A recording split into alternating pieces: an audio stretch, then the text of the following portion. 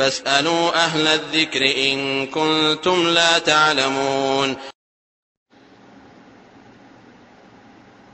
আরেকবার জানতে চেয়েছেন সালাম দিয়ে ওয়ালাইকুম আসসালাম রাহমাতুল্লাহ যে তারাবি নামাজটা কিভাবে পড়া উত্তম এবং মহিলাদের জামাতে পড়া উত্তম হবে নাকি বাড়িতে পড়া উত্তম, এই ছিল তার প্রশ্নের নির্যাস। এ বিষয়ে আমরা বলবো যে সালাতে তারাবি ওইভাবে পড়া উত্তম যেভাবে রাসূলুল্লাহ সাল্লাল্লাহু আলাইহি ওয়াসাল্লাম পড়েছেন। আর তারাবির সালাত রাসূলুল্লাহ সাল্লাল্লাহু আলাইহি ওয়াসাল্লাম সুদীর্ঘ সময় নিয়ে পড়তেন। এই জন্য সুনান আবু দাউদের হাদিসে রয়েছে যে একদা রাসূলুল্লাহ সাল্লাল্লাহু আলাইহি ওয়াসাল্লাম সাহাবায়ে কেরামকে নিয়ে তারাবির সালাত আদায় করলেন এত দীর্ঘ সময় নিয়ে যে সাহাবায়ে কেরাম সাহরি ছুটে যাওয়ার আশঙ্কা করে বসেছিলেন। তার মানে ঘন্টার পর ঘন্টা কাটিয়ে দিয়েছিলেন রাসূলুল্লাহ সাল্লাল্লাহু আলাইহি ওয়াসাল্লাম তারাবিহ সালাতে বা কিয়ামুল লাইলের সালাতে। তো এটা উত্তম, যদি কেউ সময় লাগিয়ে ব্যক্তিগতভাবে যদি কেউ সময় লাগাতে পারে ওটা উত্তম। অনুরূপভাবে যদি জামাতের লোকদের এরকম মনোবল থাকে যে তারা তারাবিতে কিয়াম করতে পারবে এত দীর্ঘ, তাহলে দীর্ঘ কিয়াম করাটাই উত্তম। আর যদি অতটুকু মনোবল না থাকে তাহলে তাদের মনোবলের প্রতি খেয়াল রেখে জামাতে সেভাবে এই সূরা কেরাত পড়া উত্তম। ওমর রাদিয়াল্লাহু আনহু তার আমলে যখন তিনি কারি নিয়োগ করেছিলেন, ইমাম নিয়োগ করেছিলেন, তখন যে কারি দ্রুত পড়তে জানে, মানে দ্রুত পড়ে নিতে পারে আয়াতগুলি, তাকে 20 আয়াত পড়ার নির্দেশ করেছিলেন প্রত্যেকটি রাকাতে। আর যে একটু ধীর গতি সম্পন্ন অর্থাৎ একটু দেরি করে পড়ে, মানে টেনে টেনে পড়ে বেশি, তাকে 20টি আয়াত পড়ার নির্দেশ করেছিলেন। এই মর্মের হাদিসটিকে আল্লামা নাসিরউদ্দিন আল আলবানী রহমতুল্লাহ আলাইহি তার কিয়ামে রমাদানের ভিতরে উল্লেখ করেছেন, বা সালাতুত তারাবিহতে পাওয়া যাবে বিশুদ্ধ সনদ। অর্থাৎ ওমর রাদিয়াল্লাহু আনহু এমনটি করেছিলেন। সুতরাং জামাত চলাকালীন জামাতের লোকদের অবস্থার প্রতি নির্ভর করে তারাবির দীর্ঘায়িত করা বা সংক্ষেপ করা, তবে উত্তম হলো লম্বা করা। লম্বা করে পড়াটা স্বাভাবিকভাবে উত্তম। আর এই তারাবিহ 8 রাকাত পড়া উত্তম, যা ওয়িতর সহ 11 রাকাত হয়। মা আয়েশা রাদিয়াল্লাহু তাআলা আনহা বলেন, মা কানা নবী সাল্লাল্লাহু আলাইহি ওয়াসাল্লাম ইয়াজিদু ফি রমাদান ওয়ালা ফি গায়রিহি আলা 11 রাকা। নবী সাল্লাল্লাহু আলাইহি ওয়াসাল্লাম রমাদানের বাইরে 11 রাকাতের বেশি পড়তেন না। এরপরে 11 রাকাতের বর্ণনা দিতে গিয়ে উনি বলেন, ইউসাল্লি আরবান ফালা তাসাল আন হুসনিহিন্না ওয়া তুলিহিন্না। তিনি 4 রাকাত পড়তেন। আমাকে তুমি জিজ্ঞাসা করো না এই সালাত কীরকম লম্বা ছিল, কীরকম সুন্দর ছিল, কীরকম লম্বা ছিল, এ মর্মে প্রশ্ন করো না, মানে প্রশ্নাতীত সুন্দর ছিল, লম্বা ছিল। সুম্মা ইউসাল্লি আরবান, এরপরে আবার 4 রাকাত পড়তেন। ফালা তাসাল আন হুসনিহিন্না ওয়া তুলিহিন্না। অতএব তুমি আমাকে জিজ্ঞাসা করো না এই সালাতের সৌন্দর্য এবং লম্বা সম্পর্কে। তার মানে অনেক লম্বা ছিল, অনেক সুন্দর ছিল।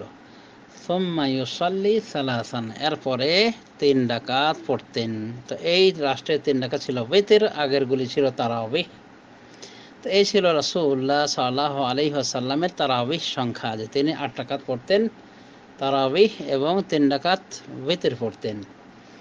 অবশ্য এই 4 করে যে বলা হলো বর্ণায়, 4-এর ব্যাখ্যায় অন্য হাদিস এসেছে যে এই 4 ছিল 2 সালামে, মানে 2 সালামে তিনি 4 রাকাত সালাত আদায় করতেন, এরপর একটা রেস্ট নিতেন, এরপর আবার 4 রাকাত পড়তেন। এই জন্যে 4 করে বলা হয়েছে। তাছাড়া উদ্দেশ্য এটাই যে প্রত্যেক 2 রাকাতে সালাম ফিরতেন। ইউসাল্লিমু মিন কুল্লি রাকাতাইনি, প্রত্যেক 2 রাকাতে উনি সালাম ফিরতেন মর্মে সহিহ হাদিস এসেছে। তো এইভাবে পড়ার নিয়ম যে 2 রাকাত করে পড়তে হবে, 4 রাকাত পড়ে রেস্ট নিতে হবে কিছুক্ষণ, এরপরে আবার 4 রাকাত, এরপরে আবার 3 রাকাত। এই 3 রাকাত হলো ওয়িতর। তো এই ছিল রাসূলুল্লাহ সাল্লাল্লাহু আলাইহি ওয়াসাল্লামের রাতের সালাহ। রমাদানের বাইরে একই ধারায় তিনি এই সালাত আদায় করতেন। সুতরাং অন্যান্য মাসে যে সালাতের নাম হলো কিয়াম বা তাহাজ্জুদ, সেই সালাতের নামই রমাদানে হয়ে গেছে তারাবিহ, এটাই অনেক উলামায়ে দ্বীন মনে করেন। অর্থাৎ রাসূলুল্লাহ সাল্লাল্লাহু আলাইহি ওয়াসাল্লাম থেকে বিশুদ্ধ সূত্রে পাওয়া যায় না যে তিনি রমাদানের ভিতরে তারাবিহ নামে, তাহাজ্জুদ নামে পৃথক পৃথক নামাজ পড়েছেন। তাছাড়া সুনান আবু দাউদের হাদিস উজ্জ্বল প্রমাণ যে তিনি তারাবি নামাজই শুধু পড়েছেন। যখন তারাবি পড়েছেন তিনি কিয়াম নামে আলাদা নামাজ পড়েননি। যেমন আবু দাউদের হাদিস একটু আগে বলা হয়েছে যে এত দীর্ঘ করে পড়লেন যে সাহাবায়ে কেরাম সাহারি খাওয়ার ভয় পেলেন। তো তারাবিহ পড়তে গিয়ে যদি এত দীর্ঘ পড়েন তাহলে তাহাজ্জুদ নামে পৃথক কখন সালাত আদায় করলেন? অতএব এটা একটা ভ্রান্ত ধারণা বলা যায় যারা বলে যে রাসূলুল্লাহ সাল্লাল্লাহু আলাইহি ওয়াসাল্লাম রমজান মাসে দুই প্রকার নামাজ পড়তেন। এক প্রকার নামাজ হলো তারাবিহ, আর এক প্রকার নামাজ হলো তাহাজ্জুদ বা কিয়ামুল লাইল। এটা বলা যেতে পারে রাসূলুল্লাহ সাল্লাল্লাহু আলাইহি ওয়াসাল্লামের উপর বানানো কথা। তো তারাবিহ রাসূলুল্লাহ সাল্লাল্লাহু আলাইহি ওয়াসাল্লাম পড়েছেন 3 দিন সাহাবায়ে কেরামকে নিয়ে। 74 দিনের বেলায় তিনি আর বাইরে আসেননি, ঘরের বাইরে আসেননি, মসজিদে আসেননি। পরে উনি ফজর ওয়াক্তে তাদেরকে বলে দেন যে তোমাদের অবস্থান আমার কাছে গোপন ছিল না, তবে আমি ভয় পেয়েছি যে এই সালাত তোমাদের ওপর ফরজ হয়ে যায় কিনা, তো এই জন্যেই আমি আসিনি, বের হয়নি। এভাবে রাসূলুল্লাহ সাল্লাল্লাহু আলাইহি ওয়াসাল্লাম বলেছেন, ওজর পেশ করেছেন, বুখারী শরীফের হাদিস রয়েছে। তো যেহেতু রাসূলুল্লাহ সাল্লাল্লাহু আলাইহি ওয়াসাল্লামের তিরোধানের মাধ্যমে কোরআন নাজিল হওয়া বা নতুন বিধান নাজিল হওয়া বন্ধ হয়ে গেছে, তাই ওমর রাদিয়াল্লাহু আনহু তার আমলে এই তারাবিহ সালাতকে জামাতের সাথে আরম্ভ করে দেন। এই সালাত আরম্ভ করতে গিয়ে কত রাকাত সালাত ছিল, সংখ্যা কত ছিল, এই মর্মে এসেছে ইখতিলাফ।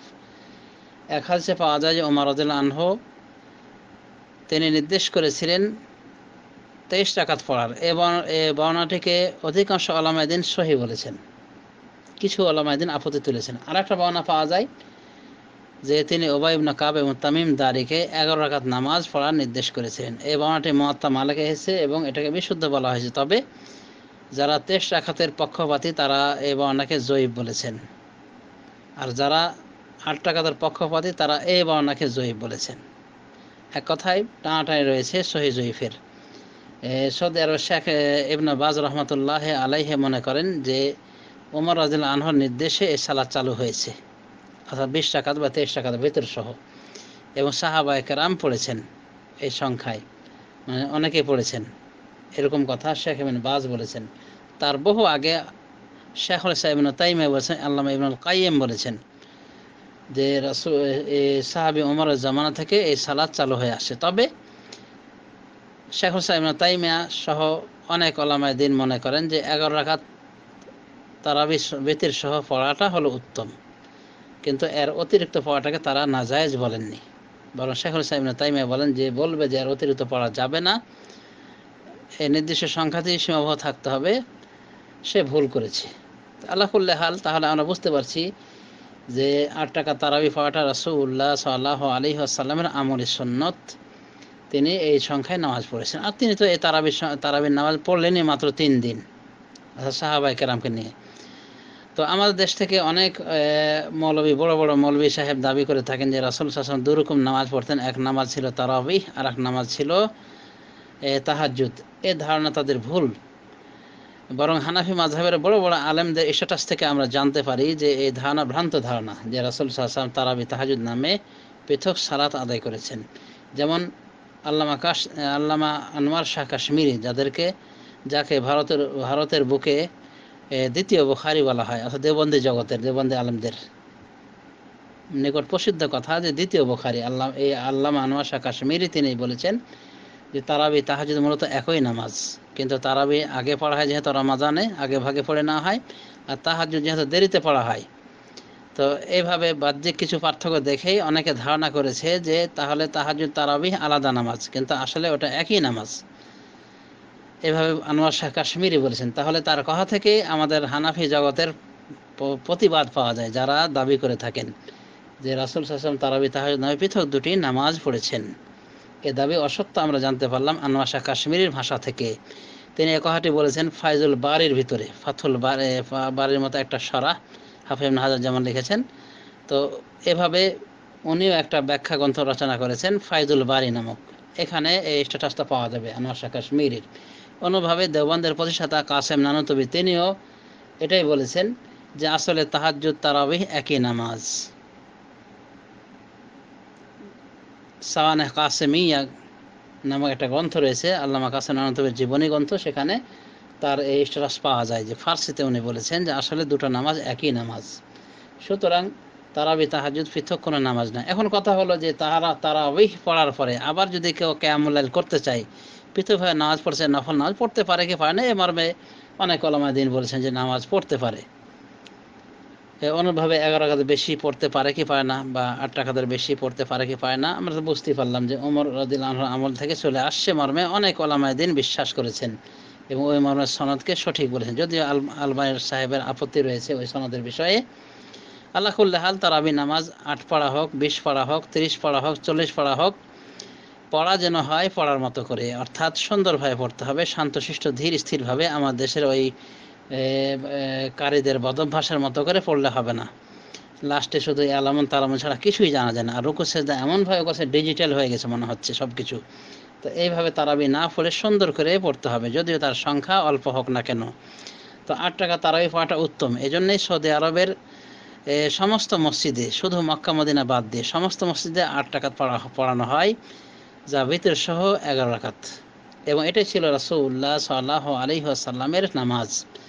যদি কেউ বলে থাকে রাসূলুল্লাহ সাল্লাল্লাহু আলাইহি ওয়াসাল্লাম 20 রাকাত তারাবিহ পড়েছেন, বলা যেতে পারে সে আল্লাহ রাসূলের উপরে মিথ্যা আরোপকারী, কারণ এমন কোনো বর্ণনা তার সহযোগিতায় পাওয়া যাবে না। বরং ওই মরের বর্ণনাকে কেউ কেউ জালও বলেছেন, আর অন্যান্যরা বলেছেন যে এটা অত্যন্ত জয়ীফ, এমনকি মা আয়েশার হাদিস বিরোধী বর্ণনা, যেখানে মা আয়েশা বলছেন যে রাসূল সাল্লাল্লাহু আলাইহি ওয়াসাল্লাম রমাদানের বাইরে 11 রাকাতে বেশি পড়েননি। তো রাসূল সাল্লাল্লাহু আলাইহি ওয়াসাল্লাম পড়েননি, কিন্তু যখন তাকে জিজ্ঞাসা করা হয়েছিল রাতের নামাজ সম্পর্কে, তখন তিনি বলছেন সলাতুল লাইলি মাসনা মাসনা, রাতের নামাজ 2 রাকাত করে। এরপর বলছেন ফাইদা খাশিতা সুব ফাআউতির বিওয়াহিদা, যদি তুমি সকাল করার ভয় করো তাহলে 1 রাকাত দিয়ে ভিতর করে ফেলো। তো এই বুখারী মুসলিমের হাদিস থেকে জানা যায় যে কিয়ামুল লাইলের সংখ্যা রাসূল সাল্লাল্লাহু আলাইহি ওয়াসাল্লাম তার বাচনিক হাদিস দিয়ে ধার্য করেননি, যদিও তার কর্মগত হাদিস থেকে আমরা জানতে পারি যে উনি 8 রাকাত পড়েছেন বা ভিতর সহ 11 রাকাত পড়েছেন। এমনকি ইবনে আব্বাস আরেক বর্ণনা থেকে পাওয়া যায়, এটা তো মা আয়েশার বর্ণনা, মানে 8 রাকাত পড়ার বা ভিতর সহ 11 রাকাত পড়ার। আর ইবনে আব্বাসের বর্ণনায় পাওয়া যায় যে উনি কোনো কোনো সময় 13 রাকাত পড়েছেন। তো এই 11 বা 13 এটাই রাসূলুল্লাহ সাল্লাল্লাহু আলাইহি ওয়াসাল্লাম থেকে প্রমাণিত। বেশিরভাগ ছিল 11, মানে ভিতর সহ 11। এর মাঝে মধ্যে ইবনে আব্বাসের হাদিস অনুযায়ী আমরা বলতে পারি যে 13 পড়েছেন। সুতরাং 11 বা 13 মাঝে মধ্যে পড়া যায়, আর এর অতিরিক্ত পড়লে সেটা বলা যেতে পারে নফল হিসেবে জায়েজ। অনেক ওলামায়ে দ্বীন বলছেন, তাহলে সুতরাং আমরা ওটাকে বিদআত বলবো না। অন্যভাবে জামাতে যদি পড়ে, তো পুরুষদের জন্য জামাতে পড়াটাই হলো উত্তম, কারণ রাসূলুল্লাহ সাল্লাল্লাহু আলাইহি ওয়াসাল্লাম বলেন মান কামা মা ইমামি হাত্তা ইয়ানসারিফ কুতিবা লাহু কিয়ামুল লাইলাহ, যে ব্যক্তি তার ইমামের সাথে নামাজ পড়বে, কিয়াম করবে, এমনকি তার সাথে সালাম ফিরবে, মানে নামাজ পরিসমাপ্তি করবে, তার জন্য সারা রাতের কিয়াম লেখা হবে। আবু দাউদ শরীফের হাদিস, আবু দাউদ তিরমিজি সহ বিভিন্ন হাদিস গ্রন্থে এসেছে এবং হাদিসটি বিশুদ্ধ। এই হাদিসের আলোকে অনেক ওলামায়ে দ্বীন বলছেন যে তারাবিটা জামাতে পড়াটাই উত্তম। এখন মহিলাদের বিষয়টি বলা যেতে পারে, মহিলারা যেহেতু মিন আহলিল জামাআত নয়, মানে তাদের জন্য জামাতে নামাজ পড়া যেহেতু ফরজ নামাজের ক্ষেত্রেই ফরজ নয়, সুতরাং নফল নামাজের ক্ষেত্রে প্রশ্নই ওঠে না যে এটা তার জন্য বাধ্যতামূলক বা জরুরি, এমনকি উত্তমের বিষয়ে ইখতিলাফ রয়েছে। সুতরাং যদি কোনো মহিলা তারাবি নামাজে শরীক হয় পর্দার অন্তরালে থেকে, পর্দা বজায় রেখে, নিয়ম নীতি বজায় রেখে শরীয়তের, তাহলে ইনশাআল্লাহ বৈধ রয়েছে। তবে বাড়িতে তাদের সালাত পড়া উত্তম। এবং কিছু কিছু বর্ণনা থেকে পাওয়া যায়, ধারণা পাওয়া যায় যে রাসূল সাল্লাল্লাহু আলাইহি ওয়াসাল্লামের জামানাতে উবাই ইবনে কাবকে রাসূলুল্লাহ সাল্লাল্লাহু আলাইহি ওয়াসাল্লাম মহিলাদের ইমাম নিযুক্ত করেছিলেন তারাবি সালাতের ক্ষেত্রে, বা উনি নিজেই মহিলাদের ইমামতি করেছিলেন। এরপর রাসূলুল্লাহ সাল্লাল্লাহু আলাইহি ওয়াসাল্লামকে বিষয়টি বাতলিয়েছিলেন, বলেছিলেন, তখন রাসূলুল্লাহ সাল্লাল্লাহু আলাইহি ওয়াসাল্লাম সাপোর্ট করেছিলেন মর্মে একখানা বর্ণনা পাওয়া যায়। এই বর্ণনাটিতে সহিহ জয়ীফে টানাটানি রয়েছে। তবে এটা ঠিক যে যদি তারা জামাতের সাথে পড়তে চায়, তাহলে এমনটি করতে পারে যে কোনো পুরুষ ইমাম তাদের জামাতে ইমামতি করবে,